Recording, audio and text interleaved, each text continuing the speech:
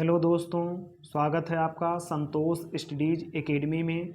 हम लोग आज बीपीएससी टीचर 4.0 से संबंधित जीएस के क्वेश्चन सॉल्व करेंगे। तो चलिए क्लास की शुरुआत करते हैं। पहला प्रश्न है, मरकरी का महत्वपूर्ण अयस्क कौन है? ऑप्शन ए है माइल, ऑप्शन बी है क्रायोलाइट है, ऑप्शन सी है गिब्साइट है, ऑप्शन डी है उपरोक्त में से एक से अधिक, ऑप्शन ई है उपरोक्त में से कोई नहीं। मरकरी का अयस्क सिनेबार है और सिनेबार ऑप्शन में नहीं है, तो इसलिए ऑप्शन ई सही है, उपरोक्त में से कोई नहीं। ऑप्शन ई सही है। अगले प्रश्न पर चलते हैं। अगला प्रश्न कह रहा है, पोलियो का वायरस शरीर में प्रवेश करता है, मच्छर से प्रवेश करता है, ऑप्शन बी है दूषित भोजन एवं जल से, ऑप्शन सी है थूक से, ऑप्शन डी है उपरोक्त में से एक से अधिक, ऑप्शन ई है उपरोक्त में से कोई नहीं। पोलियो का वायरस दूषित भोजन और जल से प्रवेश करता है, ऑप्शन बी सही है। अगले प्रश्न पर चलते हैं। अगला प्रश्न कह रहा है, दैनिक जीवन में प्रयुक्त मोमबत्तियों में होता है। ऑप्शन ए है उच्च संतृप्त हाइड्रोकार्बन, ऑप्शन सी बी है निम्न संतृप्त हाइड्रोकार्बन, ऑप्शन सी है उच्च असंतृप्त हाइड्रोकार्बन, ऑप्शन डी है उपरोक्त में से एक से अधिक, ऑप्शन ई है उपरोक्त में से कोई नहीं। इसमें ऑप्शन ये सही है उच्च संतृप्त हाइड्रोकार्बन, ऑप्शन ये सही है। अगले प्रश्न पर चलते हैं। अगला प्रश्न कह रहा है, एक बल की क्रिया में तत्संग प्रतिक्रिया होती है। ऑप्शन ए है एक ही वस्तु पर, ऑप्शन बी है दो अलग अलग वस्तुओं पर विपरीत दिशा में, ऑप्शन सी है एक ही वस्तु पर विपरीत दिशा में, ऑप्शन डी है उपरोक्त में से एक से अधिक, ऑप्शन ई है उपरोक्त में से कोई नहीं। तो ऑप्शन बी सही है दो अलग अलग वस्तुओं पर विपरीत दिशा में, ऑप्शन बी सही है। जैसे पुस्तक मेज पर रखी है, तो जो पुस्तक है पुस्तक अपना बल मेज पर लगाती है और मेज अपना बल पुस्तक की ओर लगाता है, और इसलिए जो है दोनों के मध्य विपरीत दिशा में बल लगता है और दो अलग अलग वस्तुओं पर लगता है, तो इसलिए ऑप्शन बी सही है। अगले प्रश्न पर चलते हैं। अगला प्रश्न कह रहा है कि निकट दृष्टि दोष के संदर्भ में निम्न कथनों पर विचार कीजिए। कथन एक है, इसमें लेंस की गोलाई बढ़ जाती है। ये बात सही है कि निकट दृष्टि दोष में लेंस की गोलाई बढ़ जाती है। आप दूसरा कथन है, इसमें लेंस की फोकस दूरी बढ़ जाती है। ये गलत है। ऑप्शन सी है, ऑप्शन तीसरा है कथन, इसमें लेंस की क्षमता बढ़ जाती है, तो ये भी बात सही है। लेंस की गोलाई बढ़ने पर लेंस की क्षमता बढ़ जाती है। जब गोलाई बढ़ेगी तो क्षमता बढ़ेगी, इसलिए पहला कथन और तीसरा कथन ये दोनों सही है। तो सी इसमें सही है कि केवल कथन एक और कथन तीन सही है, तो इस प्रकार इसमें ऑप्शन सी सही है। अगले प्रश्न पर चलते हैं। अगला प्रश्न कह रहा है, उदासीनीकरण क्रिया में बनता है, क्या बनता है? लवण व जल बनता है। बी कह रहा है क्षारक, सी कह रहा है अम्ल, डी कह रहा है उपरोक्त में से एक से अधिक, उपरोक्त में से कोई नहीं। तो ऑप्शन ये सही है, उदासीनीकरण क्रिया में लवण और जल बनता है, ऑप्शन ये सही है। अगले प्रश्न पर चलते हैं। अगला प्रश्न कह रहा है, एस्पिरिन, डाइजेपाम, क्लोरोफार्म, मर्क्यूरोक्रोम में से शामक कौन है? ऑप्शन ए है एस्पिरिन है, ऑप्शन बी है मर्क्यूरोक्रोम है, ऑप्शन सी है डाइजेपाम है, ऑप्शन डी है उपरोक्त में से एक से अधिक, ऑप्शन ई है उपरोक्त में से कोई नहीं। इसमें ऑप्शन सी सही है, डाइजेपाम शामक है, ऑप्शन सी सही है। अगले प्रश्न पर चलते हैं। अगला प्रश्न कह रहा है, चिकनाई और तेल के दाग युक्त मैले वस्त्र पानी में अपमार्जक मिलाकर साफ किए जाते हैं। दाग धब्बों का अपचयन होता है क्योंकि अपमार्जक यानी कि जो अपमार्जक होता है इसका क्या काम होता है? ऑप्शन ये है कि पानी और तेल के मध्य पृष्ठ तनाव को प्रबलता से कम कर देता है, तो ऑप्शन ये सही है। जब पृष्ठ तनाव और प्रबलता से कम करता है पृष्ठीय तनाव को, तभी तो जो मैल होता है वो साफ होता है। तो इसलिए ऑप्शन ये सही है। अगले प्रश्न पर चलते हैं। अगला प्रश्न कह रहा है रेडियो एक्टिवता की परिघटना की खोज किसने की? ऑप्शन ए है मैरी क्यूरी ने, ऑप्शन बी है पियरे क्यूरी ने, ऑप्शन सी है हेनरी बेकरल ने, ऑप्शन डी है उपरोक्त में से एक से अधिक, ऑप्शन ई है उपरोक्त में से कोई नहीं। तो रेडियो एक्टिवता की परिघटना की खोज हेनरी बेकरल ने की, ऑप्शन सी सही है। अगले प्रश्न पर चलते हैं। अगला प्रश्न है इको सिलिकॉन को स्पेस के रूप में जाना जाता है। ऑप्शन ए है गैलियम के रूप में, ऑप्शन बी है सिलिकॉन के रूप में, ऑप्शन सी है मैग्नीज के रूप में, ऑप्शन डी है उपरोक्त में से एक से अधिक, ऑप्शन ई है उपरोक्त में से कोई नहीं। इको सिलिकॉन जर्मेनियम को कहते हैं। जर्मेनियम ऑप्शन में है नहीं, तो इसलिए ऑप्शन ई सही हो जाएगा। गैलियम जो है ये इका एल्यूमिनियम के रूप में गैलियम को जाना जाता है, तो इसलिए इसमें ऑप्शन ई है। अगले प्रश्न पर चलते हैं।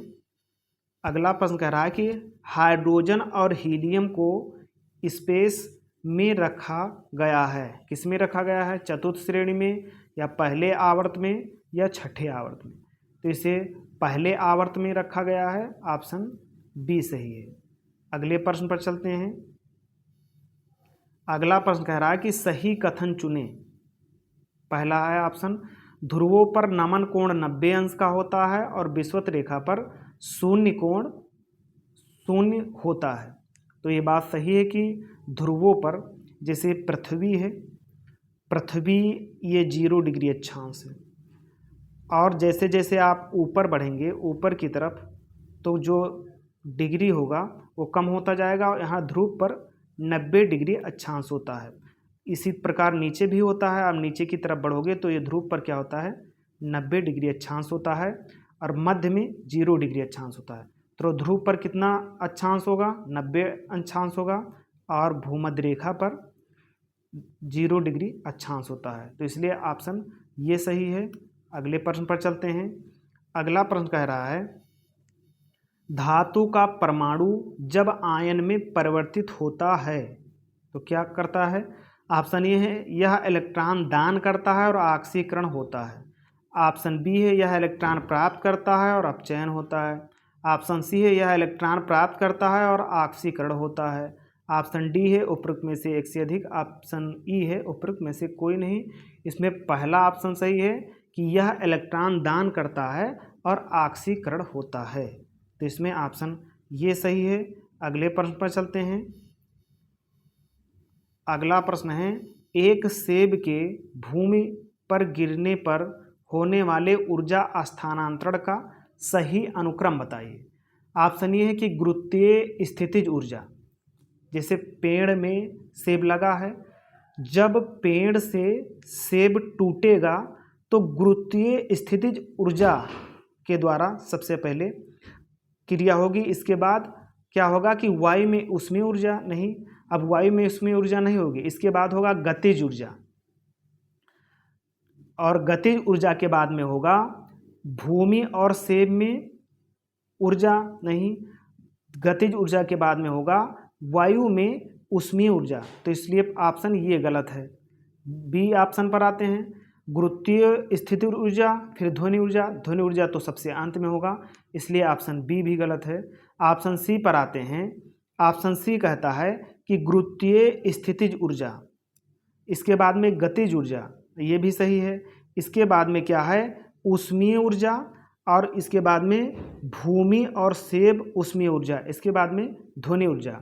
तो इस प्रकार इसमें ऑप्शन कौन सा सही है? सी सही है।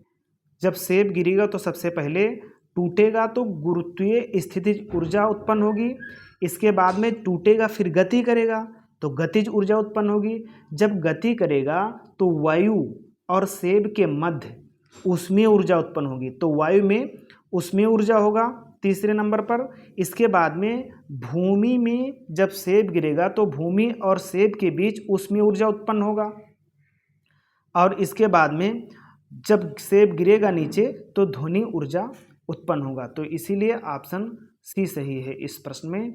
अगले प्रश्न पर चलते हैं। अगला प्रश्न कह रहा है कि दलहन पौधों की जड़ों में गांठों में पाया जाने वाला बैक्टीरिया किसका निर्माण करता है।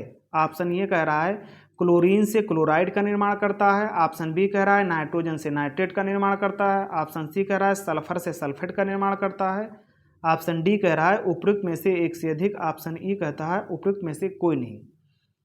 तो जो दलहन पौधों की जड़ों में जो बैक्टीरिया होता है, बैक्टीरिया का काम होता है, जैसे राइजोबियम बैक्टीरिया होता है दलहनी पौधों की जड़ों में, तो इसका काम होता है नाइट्रोजन से नाइट्रेट में परिवर्तित करना। जो पौधा होता है वो नाइट्रोजन को डायरेक्ट अपने भोजन के रूप में नहीं प्रयोग कर सकता, वो नाइट्रोजन को नाइट्रेट के रूप में लेता है। तो इसीलिए जो राइजोबियम जीवाणु होता है वो नाइट्रोजन को नाइट्रेट रूप में परिवर्तित करता है। तो इस प्रकार इसमें ऑप्शन बी सही है। अगले प्रश्न पर चलते हैं। अगला प्रश्न कह रहा है सही कथन को चुनें।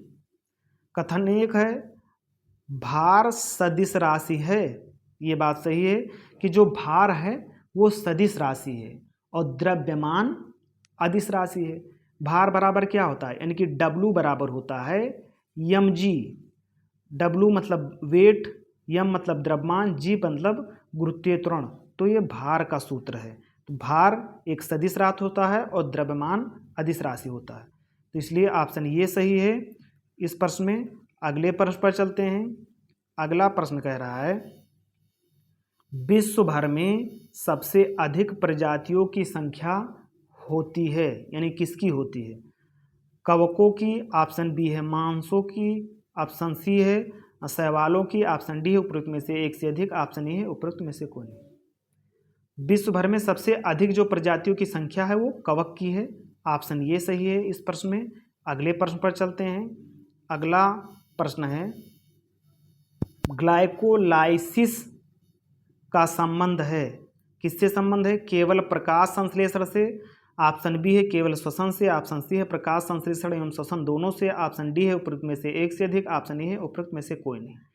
तो इस प्रश्न का जवाब बी है, केवल श्वसन से ग्लाइकोलाइसिस का संबंध होता है। ऑप्शन बी सही है। अगले प्रश्न पर चलते हैं।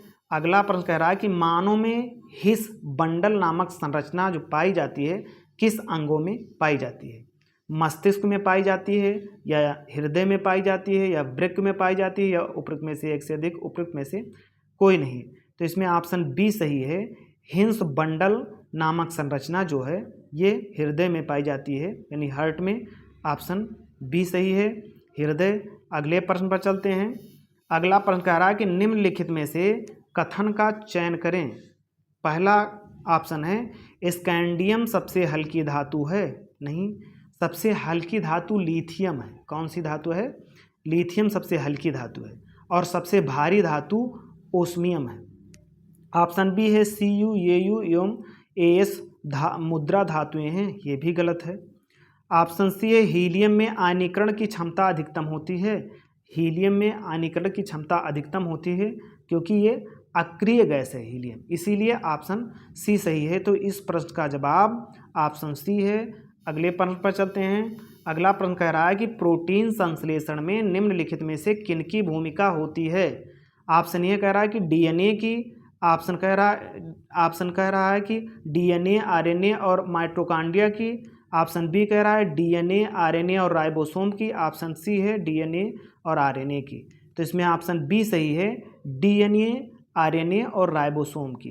राइबोसोम को प्रोटीन की फैक्ट्री कहते हैं, यानी कि प्रोटीन का जो संश्लेषण होता है उसमें सबसे कहाँ होता है, राइबोसोम में होता है, इसीलिए ऑप्शन बी सही है। अगले प्रश्न पर चलते हैं। अगला प्रश्न कह रहा है कि निम्नलिखित में से कौन सा कथन सही है। कथन ये है यूरिया यकृत में उत्पन्न होता है। ये बात बिल्कुल सही है। यूरिया मतलब यकृत में उत्पन्न होता है। यकृत को रासायनिक प्रयोगशाला कहते हैं, इसीलिए इसमें ऑप्शन ये सही है। अगले प्रश्न पर चलते हैं। अगला प्रश्न है कि निम्न में से किस हार्मोन का बंद होना तुरंत मासिक चक्र का कारण होता है। पहला ऑप्शन है ये FSH, दूसरा है FSH RH, सी है प्रोजेस्टेरॉन, डी है उपरोक्त में से एक से अधिक, ई है उपरोक्त में से कोई नहीं। तो इसमें ऑप्शन सी सही है। जो फीमेल हार्मोन होते हैं, फीमेल हार्मोन दो होते हैं, एक होता है प्रोजेस्टेरॉन, दूसरा होता है एस्ट्रोजन, और मेल हार्मोन एक होता है जिसका नाम है टेस्टोस्टेरोन हार्मोन। तो इसमें ऑप्शन सी सही है। अगले प्रश्न पर चलते हैं। अगला प्रश्न कह रहा है कि आभासी और सीधी छवि के लिए दर्पण का आवर्धन क्या होना चाहिए? धनात्मक होना चाहिए या ऋणात्मक होना चाहिए या शून्य होना चाहिए? उपरोक्त में से एक से अधिक, उपरोक्त में से कोई नहीं। आभासी और सीधी छवि के लिए जो दर्पण होना चाहिए वो धनात्मक होना चाहिए। यम यानी कि आवर्धन जो होता है, आवर्धन बराबर होता है V/U, यानी कि आवर्धन बराबर होता है प्रतिबिंब की लंबाई और बटे वस्तु की लंबाई, तो इसलिए M बराबर V/U। इसमें ऑप्शन ये सही है, धनात्मक होता है। अगले प्रश्न पर चलते हैं। अगला प्रश्न कह रहा है किसी ध्वनि का पिच निर्भर करता है, किस पर निर्भर करता है? ये ऑप्शन है आयाम व आवृत्ति पर, बी ऑप्शन है केवल तरंग दैर्ध्य पर, सी ऑप्शन है केवल वेग एवं तरंग संख्या पर, डी ऑप्शन है उपरोक्त में से एक से अधिक, ये ऑप्शन है उपरोक्त में से कोई नहीं। तो इसका जो सही उत्तर है ऑप्शन ये है, ध्वनि का पिच आयाम व आवृत्ति पर निर्भर करता है, ऑप्शन ये सही है। अगले प्रश्न पर चलते हैं। अगला प्रश्न है कि क्योटो प्रोटोकॉल का अनुमोदन कहाँ हुआ था? काप 5 में हुआ था या काप 6 में हुआ था या काप 3 में हुआ था? उपरोक्त में से एक से अधिक, उपर्युक्त में से कोई नहीं। क्योटो प्रोटोकॉल जो है ये कॉप 3 में हुआ था, इसे क्योटो प्रोटोकॉल कहते हैं।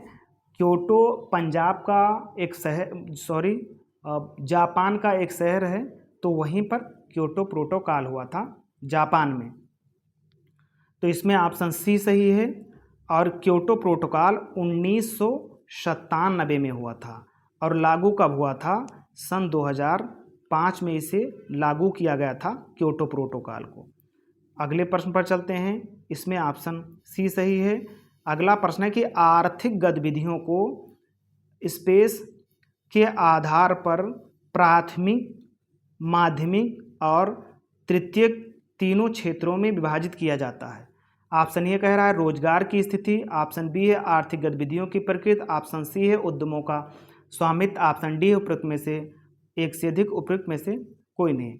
तो इसमें ऑप्शन बी सही है कि आर्थिक गतिविधियों की प्रकृति के अनुसार प्राथमिक, द्वितीय और तृतीय इन 3 क्षेत्रों में विभाजित किया गया है, इसलिए ऑप्शन बी सही है। अगले प्रश्न पर चलते हैं। अगला प्रश्न कह रहा है कि गरीबी रेखा को निर्धारित करने के लिए कौन सा संगठन सर्वेक्षण करता है? ऑप्शन ये है कि NSSO, एन के मतलब होता है नेशनल सैंपल सर्वे ऑफिस, यानी कि राष्ट्रीय प्रतिदर्श सर्वेक्षण कार्यालय। तो यही राष्ट्रीय प्रतिदर्श सर्वेक्षण कार्यालय यानी NSSO ये गरीबी रेखा को निर्धारित करने वाला सरकारी संगठन है। तो इस प्रकार ऑप्शन ये सही है। अगले प्रश्न पर चलते हैं। अगला प्रश्न है आर्थिक नियोजन एक विषय है, समवर्ती सूची का विषय है या राज्य सूची का विषय है या संघ सूची का विषय है? उपरोक्त में से एक से अधिक, उपरोक्त में से कोई नहीं। आर्थिक नियोजन समवर्ती सूची का विषय है, ऑप्शन ये सही है। अगले प्रश्न पर चलते हैं। आज की क्लास समाप्त हुई। क्लास देखने के लिए धन्यवाद। क्लास पसंद आई हो तो चैनल को सब्सक्राइब कीजिए, बेल आइकन को दबाइए ताकि समय से क्लासें मिलती रहें। जय हिंद, नमस्कार।